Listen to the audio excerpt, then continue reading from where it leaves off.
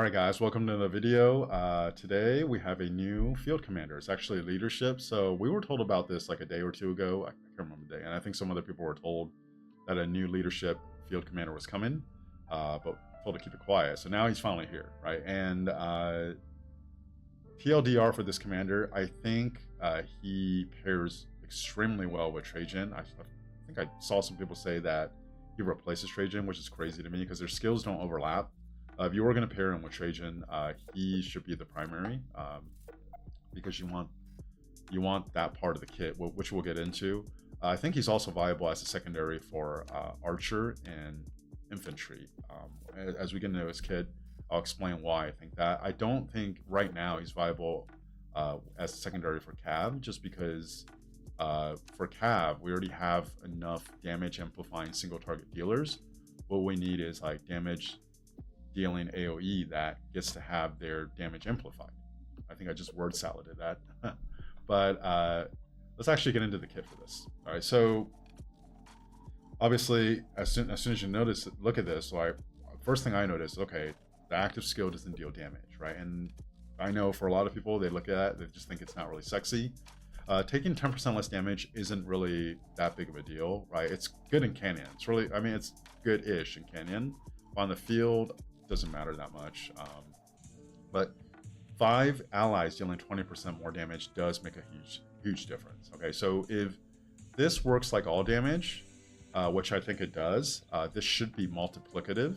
And we've thrown that word around before, additive and multiplicative, so I'll give you an example, right? So if a commander's damage factor is 100, right, and then he has a 20% skill damage increase, he's going to end up dealing a damage factor of 120, right? 100 plus 20 is 120. Now, if you have another commander that's adding another 20%, right, it will just add on to the base 100. So it's going to go up to 140.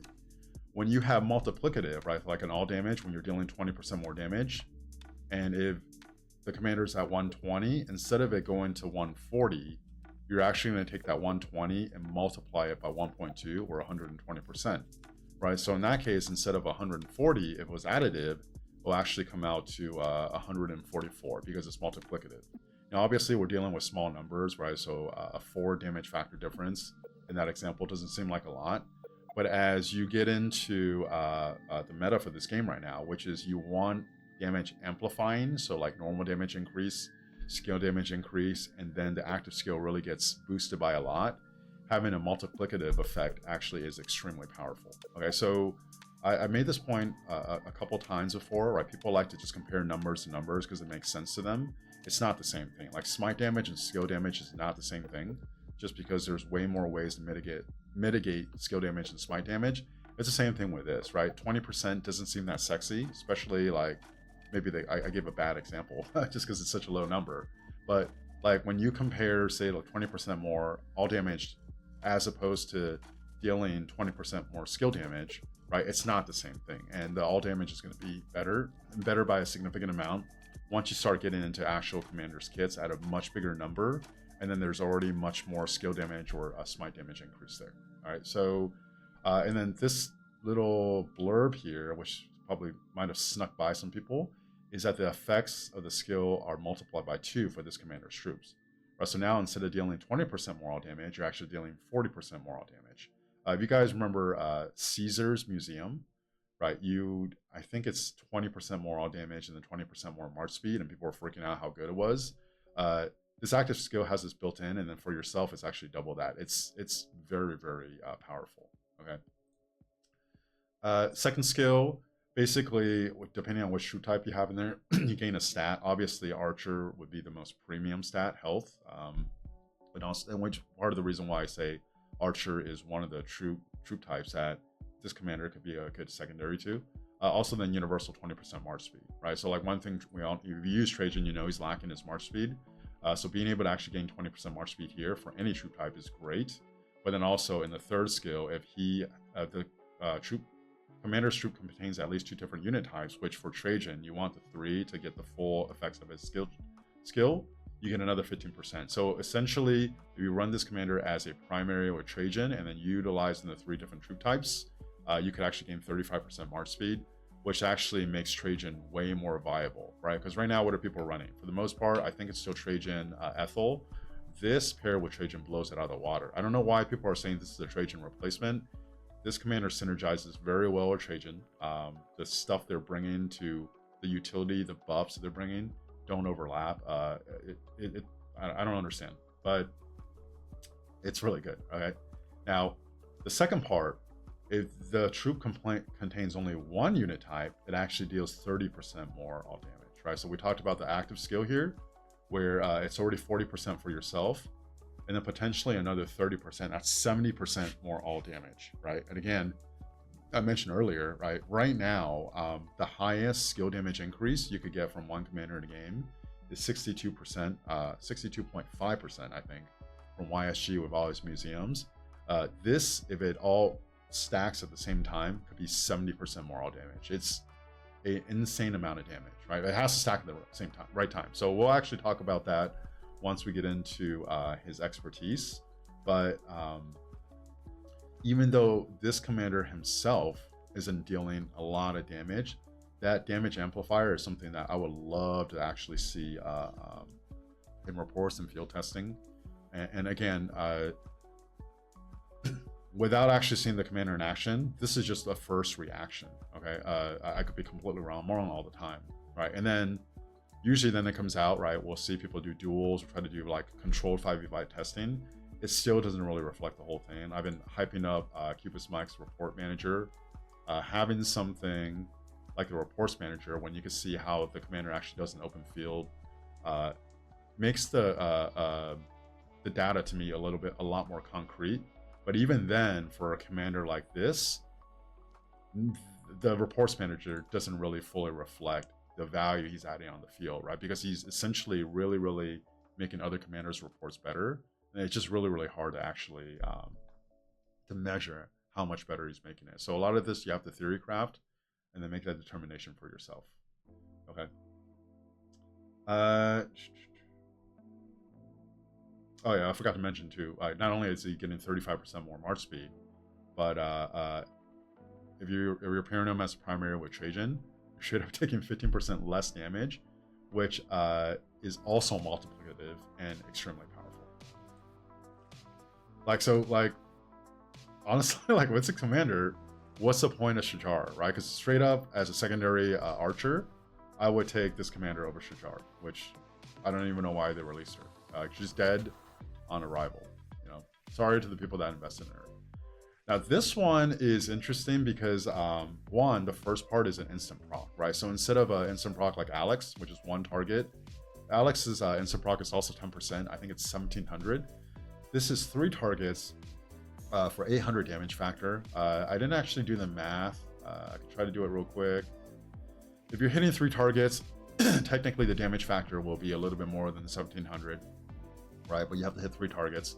But what's really interesting with this is now each target you hit actually loses 100 rage, right? So if you're hitting 3 targets and it's triggers, you're actually reducing by 300 rage. So before, people were freaking out about like 50 rage, and then in like 10 turns, you might be able to get up to like 150 rage. This, it could like just by probability, more likely than not in 10 turns, you are like more often than not, you're going to be reducing 600 rage or more when you're actually in a ball, you're hitting 3 targets, right? So like the rage reduction just went through the roof. Now it's actually like significant enough. You stack this with something like a silence where you can really delay firing off. That'll be really interesting. So like basically, like you can see as I'm talking about this commander's kit, right? There's a lot of really interesting parts where like they're taking a part of Caesar, they're taking a part of Alex's instant proc, they're taking the rage reduction, right? And it's literally like all just as good, almost as good, or significantly better than what we thought like was good for that part of the kit before, right? And then finally, and this part I do want to talk about, whenever this commander uses their active skills, there's a 40% chance for it to trigger a second time, right? So it kind of reminds you of Joan. But then whenever the other commander and their troop uses their active skill, they have a 20% chance to use your active skill a second time too. So basically, you have a 40% chance, whether it's primary or secondary, and then when the other commander does it, it's another 20% chance. I actually just made this video. I didn't do the math, right? But the feeling just looking at this is like about like half the time. About half the time between one of the two skills it's going to trigger. Okay, so about half the time you're actually going to get that 70% damage increase. Now, what's kind of unfortunate is that I don't think it will line up too often, because if this commander is a secondary, right? So if the commander is a secondary commander, active commander launches, the primary commander launches an active skill. There's a second of downtime. Secondary commander launches an active skill, right? And then the 2 seconds after that, you can have a 70% all damage increase. So basically, if you can fire your active skill, let me think right here. So active skill, downtime, second skill, and then yeah, so like unfortunately it looks like it's gonna be like 4 seconds. So basically, even if the secondary commander triggers this, you're not going to be able to have this stack onto the primary commander's active skill, unless you're maybe like Wood. You could do it in 4 seconds, which is still like fairly rare, right? Because if it's 850 rage, you literally need to almost max the skill cycle for every turn to be able to do that, right? So like unfortunately it can't actually boost the primary, but regardless, you still have that 20% all damage increase that's just like flat without needing to trigger anything. You just don't get that actual extra 40% boost, right? So this expertise seems kind of cool. I don't think it's going to be doing that much damage for you, but it also ensures that you have a lot more uptime on this buff for your allies, which is really good, right? So overall thoughts on this commander, and again, this is like first impression. I'm sure there's stuff I missed, right? We haven't seen him in action. We haven't seen the reports. I think if you have Trajan and you like Trajan, this is a must invest. I think if you have at least the primary for each troop type, especially archer and infantry. The reason why I mentioned infantry is because if you like Lucha Alex, which I love Lucha Alex, I do think this commander will actually trade a little better than Lucha Alex, which to me right now is by far the best trading march in the game, in the open field, right? You're not going to see it in duels, you're not going to see it in a controlled environment, but the time when you poke back and forth and cheese, all that stuff, it just happens a lot. I think I'll trade better. And this is crazy, right? Because if you look at how this commander is buffing 5 allies, and he's also potentially reducing 100 rage for up to 3 targets of his instant proc, I actually still think Alex's expertise, which 3 targets take 30% more damage for 4 seconds, is still slightly better. Well, not slightly, it's actually still better, right? So if you pair this commander behind Lucha, I think he'll trade better, slightly better than Lucha Alex, and then provide a little bit less group utility overall, right? And like, if you can keep Alex on the field, trade really well, and still bring his debuff on the field, I think it's better to use this commander somewhere else. I am skipping Ragnar. I think I made that decision. I know there's a lot of hype. I saw some reports, and then just kind of knowing about his kit and everything. For me, he's a skip. I'm pretty sure I'm going to end up investing in this commander unless something crazy happens once the field testing comes out. I don't have Trajan. At this point, you know, I have to build a full leadership kit and then invest in Trajan and invest in this. I'm probably not going to go this route. But this commander is so versatile. I think he'll be around for a while. If I had to take a guess as far as the public's reaction, I think it'll be something kind of like Honda, Tadakatsu. So when he first came out, people were kind of like meh on him, right? Because it's just weird. It's leadership. And then people thought you had to run him as a primary for that 2500 damage factor. And when that didn't work out well because it required too much rage, they kind of wrote him off. And then a little bit down the line, people realized that he actually works really well as a universal secondary. He could be a secondary for a lot of different commanders. And he kind of came back, and at one point he was recognized as like a top 5 commander of the game because of how versatile and a lot of the stuff he brings, even though he's not just a straight up like massive damage dealer. I feel like Philip II will kind of fall in that timeline. I think he's going to be a little underappreciated. People will have to experiment with him to see where he works best, but he's going to have a lot of longevity just because of how versatile he is, right? Like Lilith could go a bunch of different ways with this in the future, where, you know, maybe they'll release another commander, leadership commander, that synergizes really well with him. They'll always like have like at least you'll always have a spot as a secondary to a troop type, even Cav, right? If somewhere down the road, like you have more AOE Cav commanders, and then you're not like starving to like bring AOE Cav commanders on the field. But right now, I think maybe don't have Alex, and you want to pair this guy behind Luce. I think it will work really, really well. I think it will actually trade disgusting. And then definitely like as a secondary to Archer. Like if I invest in him right now, I'm running ZL, Boudica, and then Herman YSG.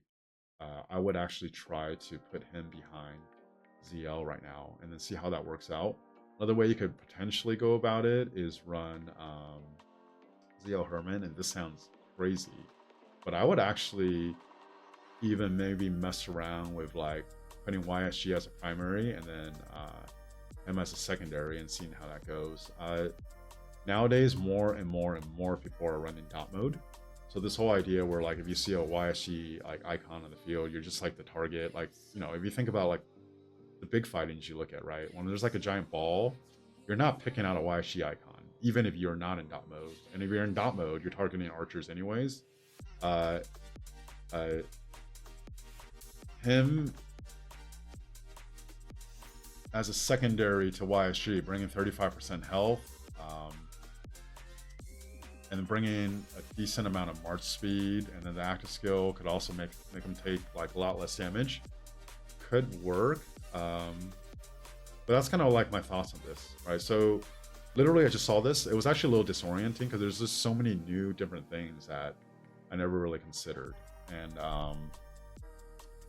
yeah, for me right now, I'm probably like 80% leaning towards investing in them. I would say for Ragnar, I was maybe like 20% leaning towards investing in them. Shajar was probably 20% or less. William Wallace was the one I kind of missed on. I was probably 80% sure I was going to invest in William Wallace too, until I actually saw the reports manager and then realized that like he just isn't trading even as well as Luce Alex. And then also his third skill didn't work the way it was written, right? So that's kind of the thoughts on it. Again, if you guys haven't, please like and subscribe to the video. Thank you for watching, and I'll talk to you guys next time.